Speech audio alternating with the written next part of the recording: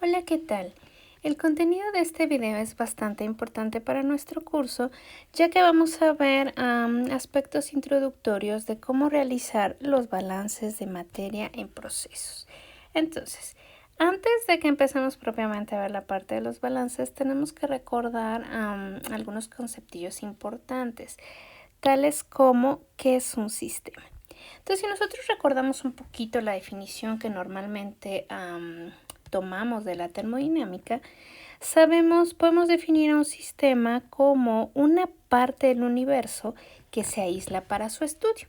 Y entonces, para acotándolo a los procesos, podríamos decir que nosotros establecemos como un sistema, que como tal es nuestro sistema de estudio, aquella porción arbitraria de un proceso que se delimita para su análisis. ¿Y cómo vamos a delimitar de un proceso una sección que nosotros digamos que es nuestro sistema de estudio? Pues esto es a través del establecimiento de lo que llamamos las fronteras del sistema, donde estas fronteras pueden ser reales o imaginarias. Y con estas fronteras nosotros lo que hacemos es, de un universo que para nosotros puede ser un proceso, establecemos el límite de nuestro estudio, de nuestro análisis, y bueno, ya a partir de ahí podemos hacer lo que queramos para este sistema. Y entonces, si también regresamos a las definiciones de la termodinámica, según sea el intercambio entre materia y energía del sistema y con su entorno, podemos tener básicamente tres tipos de sistema: abierto, cerrado o aislado. Entonces, vamos a ver cómo podemos considerar esta parte de las fronteras del sistema. Y entonces vamos a poner como ejemplo un proceso que pudiera ser de este tipo.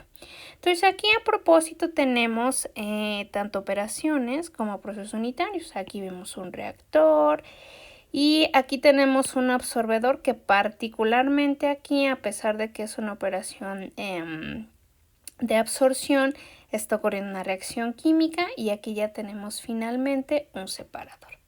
Entonces, las fronteras del sistema, decíamos, pueden ser reales o pueden ser imaginarios.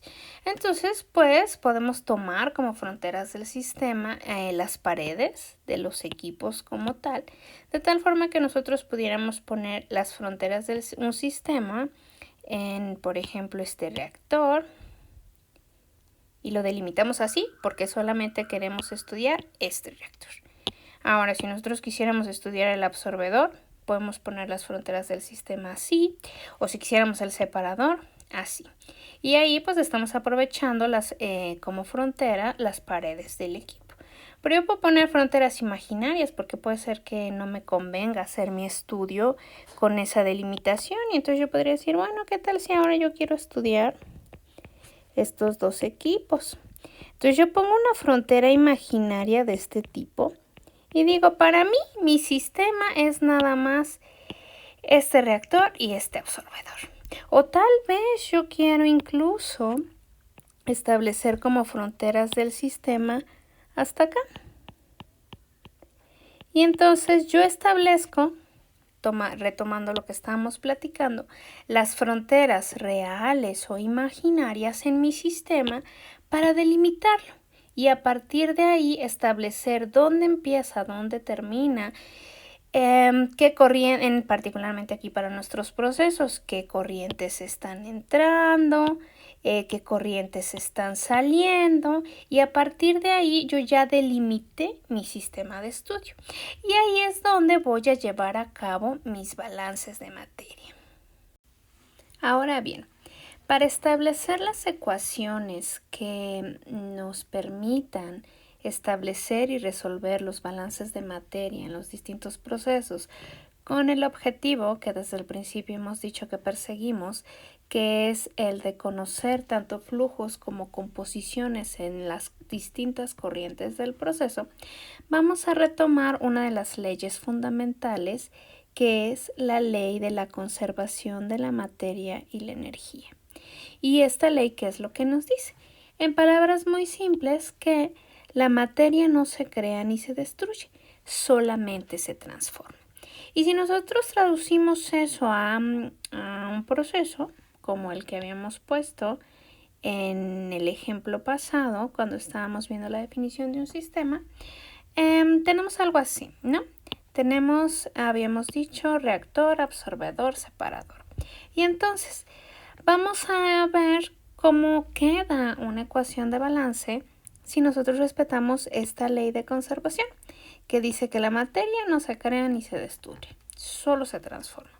Entonces, respetando esta parte, nosotros podríamos ver qué le puede pasar a la materia en un proceso de este tipo.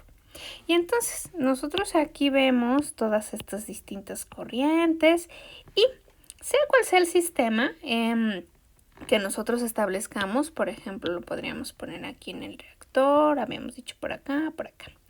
Vamos a dejarlo sencillamente aquí, pero lo único que cambia son las fronteras del sistema. Lo que le puede ocurrir a la materia en cualquiera de los otros sistemas que yo establezca, incluso como los que vimos en el ejemplo pasado, bueno, eso es independiente. Las acciones que pueden recaer en la materia siguen siendo las mismas. Pero bueno, nos vamos a centrar en esta parte. Entonces, ¿qué puede hacer la materia en este sistema que está delimitado de esta forma? Pues la materia podría entrar. Nosotros vemos estas corrientes con las flechas que están atravesando desde fuera de la frontera del sistema hacia adentro. O también podría salir, porque nosotros vemos estas corrientes que vienen desde dentro de las fronteras hacia el entorno. ¿Qué más podría hacer la materia? Aprovechando aquí tenemos un reactor. Y entonces en un reactor la materia, precisamente como dice esta ley, la materia se puede transformar. Y entonces, ¿a qué nos referimos a esto de la transformación? Precisamente a lo que ocurre en los reactores o bien las reacciones químicas. Y entonces la transformación de reactivos a productos va a llevar asociado tanto un consumo de reactivos como la consecuente generación de los productos. Pero no es que nosotros estemos violando la ley de la conservación de la materia, claro que no, porque este consumo y esta generación siempre están asociados. Yo no puedo tener generación sin consumo y a su vez, si tengo un consumo, este se tiene que transformar a algo y entonces en ese caso tendré generación de productos. Y además de entrar, salir y transformarse, la materia también podría acumularse. Si no entra, si no está saliendo toda la materia que está entrando y la diferencia entre generación y consumo, pues el resto es lo que se puede estar acumulando en el sistema. Y ahora entonces lo que podemos hacer es tomar todas estas acciones que dijimos que podía ocurrir con la materia y asignarles los signos que nos diría la termodinámica. Y entonces, ya que tenemos todas estas acciones que describimos más arriba, ¿cómo podríamos acomodarlos con signos? Entradas al sistema tienen signo positivo. Salidas del sistema, nos dice la termodinámica, que tienen signo negativo. Generación asociada a productos, signo positivo. Y consumo, signo negativo. Y finalmente, todos estos términos serían iguales a la acumulación del sistema. De tal forma que nosotros podríamos establecer que las entradas al sistema menos las salidas más la generación menos el consumo es igual a la acumulación en el sistema. Y esto es lo que nosotros conocemos como la ecuación general del balance de materia. Esta es la ecuación general. Claro que esta ecuación se puede adecuar según las condiciones del sistema que nosotros estemos estudiando. Entonces, ahorita lo que vamos a ver es cómo modificamos esta ecuación de acuerdo con las simplificaciones que haremos en la primera parte del curso, donde vamos a estudiar sistemas sin reacción química y en estado estacionario. Entonces, cuando nosotros tenemos sistemas sin reacción química,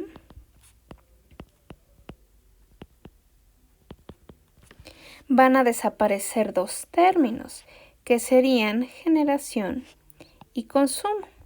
Y adicionalmente, si a ello le aunamos que estamos en régimen estacionario,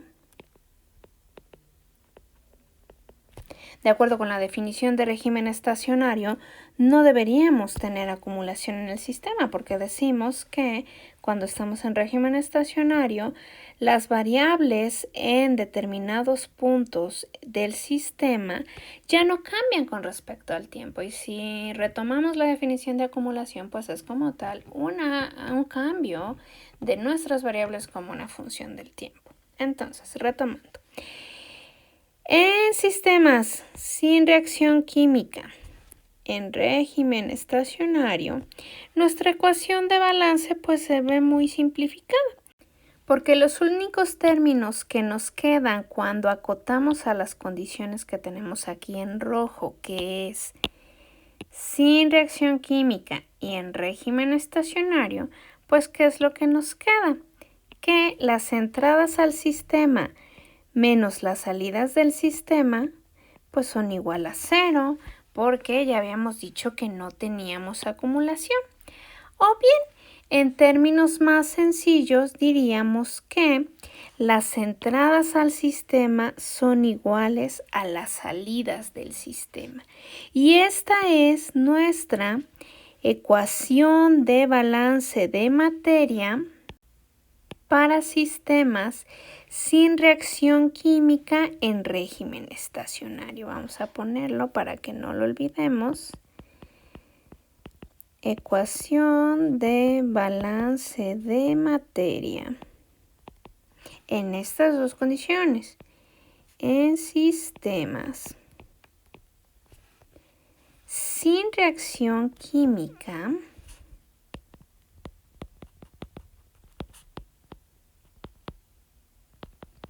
y en régimen estacionario.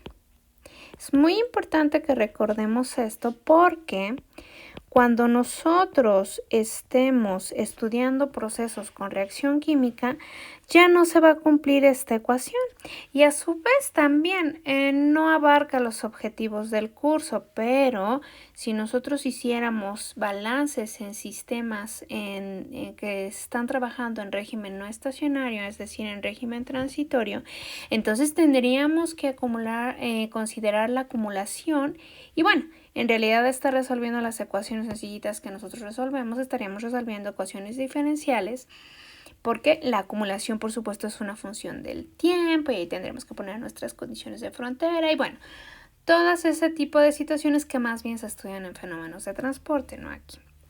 Pero bueno, entonces, retomando, esta va a ser nuestra ecuación de balance de materia en sistemas sin reacción química en régimen estacionario, que serán las condiciones que estudiaremos para nuestras operaciones unitarias en este primer departamental.